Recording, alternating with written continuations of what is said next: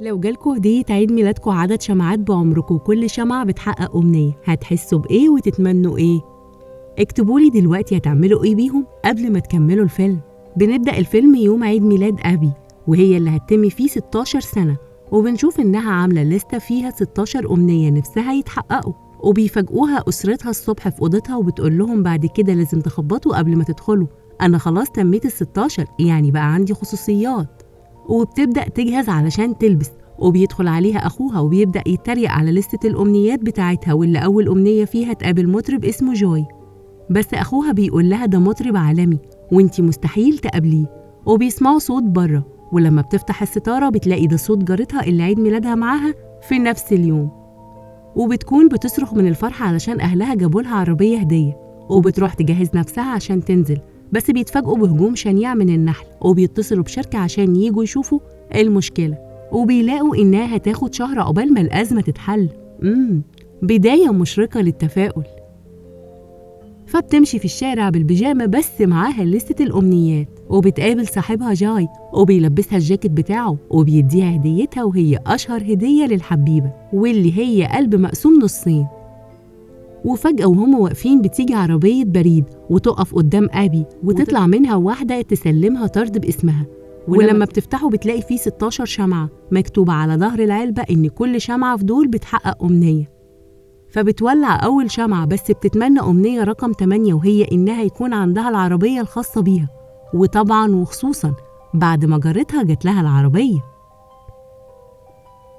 بس بتولع الشمعة رقم 1، فبيوصل أتوبيس وبينزل منه المغني اللي كان نفسها تقابله، فبتعرف إنها عشان ولعت شمعة رقم 1 فتحققت أمنية رقم 1، واللي هي إنها تقابل المغني المشهور واللي أخوها قال لها مستحيل تقابليه. فبتاخد بعدها الشمعة رقم 8 الخاصة بالعربية، وبتوصل نفس البنت اللي ادت لها طرد الشمعة وبتقول لها إن اسمها سيلست، وهي اللي معاها طول تحقيق أمنياتها، وبتديلها العربية. وطبعا مش محتاجة أقول لكم بقى على الشعور بتاعها، أمنيتين في وقت واحد. وبتاخدهم سيلست بعربيتها توصلهم المدرسة، وده عشان مش معاها رخصة.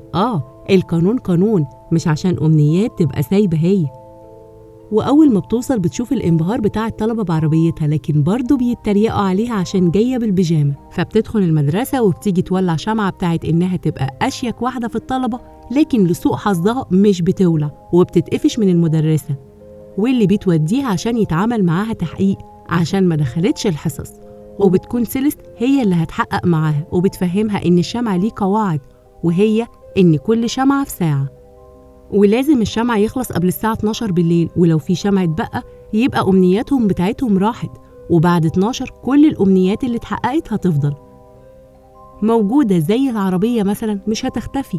وبتستنى الساعة تعدي عشان تولع شمعة الشياكة، ما هي مش هتقضي اليوم بالبيجامة. وفعلا بتدخل المخزن وتولع الشمعة، وفجأة بتلاقي قدامها السيلست ومعاها هدوم كتير، وبتخرج من المخزن وهي أشيك واحدة في الطلبة، وجارتها اللي جات لها العربية بتكون مش طايقاها، وبتروح مباراة المدرسة واللي بتتأخر، فالمشرفة بتكون هتطردها من الفريق، لكن أبي بتهادي المشرفة بشنطة، فبتزغلل عينيها الشنطة وبتسامحها. وقبل ما بتدخل المباراة بتتأخر في أوضة اللبس، وبتكون مستنية الساعة تعدي عشان الشمعة اللي بعدها، وهي إنها تفوز على جارتها في أي حاجة. وبتخرج لهم وهي مستعدة، مع أول ضربة بتيجي في دماغ جارتها وبيغمى عليها، وبتكسب أبي المباراة. ولما بتفوق التانية بتلاقي إن انتخابات اتحاد الطلبة خلصت وأبي اللي كسبت، وطبعا ما تعرفش هتنيل إيه في اتحاد الطلبة، فبتروح لصاحبها عشان يشوفوا سوا. وهم خارجين من المدرسة بيتفاجئوا إن كل الطلبة هيموتوا نفسهم ويتصوروا معاها. طبعا صاحبها بيستغرب وبيكون مش فاهم، لكنها بتقوله إنها ولعت شمعة الأمنية بتاعت إنها تبقى مشهورة. وبتخرج عشان تروح تجيب فستان جديد لعيد ميلادها، وبتركب العربية هي وصاحبها. بتفتكر إنها مش معاها رخصة، لكن صاحبها بيفكرها إنها كانت كاتبة الأمنية رقم 7 إنها تطلع رخصة، وبتولع الشمعة رقم 7 وفوراً بتجيلها الرخصة. وبتروح المحل، وقبل ما بيدخلوا بتقع المحفظة من جاي صاحبها، واللي بيكون ناوي يسلفها تمن الفستان لحد ما ترجع بيتها بعد ما ينتهي موضوع النحل. واللي بتلاقي المحفظة جارتها اللي بتكون بتراقبهم، ما هي متغاظة منها بقى. وبتدخل آبي تقيس الهدوم بثقة، ولما بتستقر على فستان بيجي جاي يدفع بيلاقي المحفظة مش معاه، وطبعا الست بتطردهم علشان هم أطفال ومش جايين يتسولوا. فبيخرج جاي لأنه بيتحرج، وبتدخل هي علشان تقلع الفستان وبتفتكر إنها تولع شمعة إن الناس يطلبوا يعاملوها كطفلة. في دي بقى أنا مش معاكي، بكرة هتندمي. وبتخرج من البروفة وبتسأل على صاحبها، فالست بتقول لها إن الطفل مشي مع واحدة، وبتساعدها في تنقية الفساتين اللي هي عايزاها، وبتقول لها هتضيفيهم على حسابها لحد ما تدفع، ما هي كبيرة بقى. بس بتروح آبي بقى المدرسة والكل هناك مش بيكونوا عارفينها، وحتى صاحبها لما بتشوفه مش بيكون عارفها، وإن في فرق سن كبير بينهم. وبيطردها مدير المدرسة، وبتلاقي أهلها مستنيينها ولموا كل حاجتها موديينها شقة عشان خلاص هي كبرت ولازم تستقل بنفسها. أيوة، ما هي دي أول ضريبة بيدفعها اللي بيكبر. وبيقولوا لها أهلها إنها خلاص بقى عندها 22 سنة ولازم تشتغل وتدفع إيجار الشقة وإلا هتطرد منها. طبعا بتستغرب ازاي 22 سنة، فبتكون عايزة سيليست علشان تفهم منها، فبتتمنى أمنية إنها تزين أوضتها. وطبعا مين اللي بتيجي تزين لها؟ سيليست. وأول ما بتشوفها بتقول لها إن الشمعة غلطت في الأمنية، لكن سيليست بتقطعها وبتقول لها الشمعة مستحيل يغلط، وإنها تمنت الناس ما يتعاملوش معاها إنها طفلة، وهي كبرت فعلا.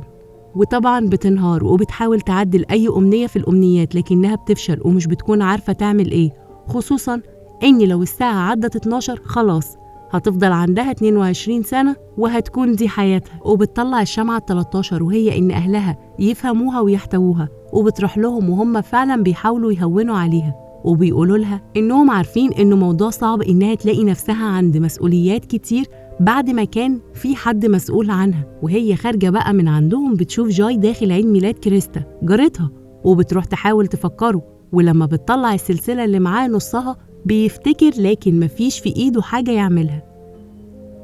وبتدخل معاه الحفلة بتاعت جارتها، وبتلاقي أخوها بقى بيعزف جيتار، وإن كل الحفلة سن واحد ومبسوطين مع بعض، وبتلاقي نفسها مشتاقة للحياة اللي كانت مش عاجباها. وبتروح وتجيلها سيليست وتواسيها إنها عارفة إنها متضايقة، وبتكون فاضل لها آخر أمنية، وبتلاقي إنها كانت حاطة صورة واحد بس بتلاقي الصورة دي ينفع تشيلها، وبتجري بسرعة وتغير الصورة بصورتها اللي أهلها صوروها لها الصبح في أوضتها، وبتلحق تولع الشمعة قبل الساعة 12، وبترجع تاني، ولما أهلها بيدخلوا عليها بتحضنهم، وبيكون إحساسها ورد فعلها مختلف تماماً، وبتعرف قيمتهم في حياتها. وبتقول لأهلها إن في خلية نحل في المخزن، وطبعا بيستغربوا، لكنها بتشوف سيليست نازلة من فوق واتخلصت من خلية، وبتدي الفلوس اللي كانت محوشاها لأخوها علشان يجيب جيتار بدل اللعبة. وبتروح لكريستا جارتها علشان تعرف بتكرهها ليه، وبتعرف إن جاي كان صديقها الوحيد وهي خدته منها، فبتتأسف لها آبي إنها ما كانتش تقصد ده ونفسها يبقوا صحاب، فبتسامحها على طول، وبيروحوا سوا يحتفلوا بعيد الميلاد في بيت كريستا بعد ما بيقرروا ويسيبوا اتحاد الطلبة لجاي لأنه أنسب واحد للمنصب. وبيعترف لها بقى جاي إنه بيحبها، وبتكون حاسة إنها مبسوطة بالحفلة وسط أصحابها، وإن كده أحسن 100 مرة من إنها تكون كبيرة ولوحدها. وبنتعلم من الفيلم إن فعلا لو اطلعتم على الغيب لاخترتم الواقع. يا رب يكون فيلمنا عجبكم النهاردة، وقولوا لنا في الكومنت رأيكم إيه، وعايزين نلخص لكم فيلم إيه، واستنونا في فيلم جديد على قناة أفلام تكاوي.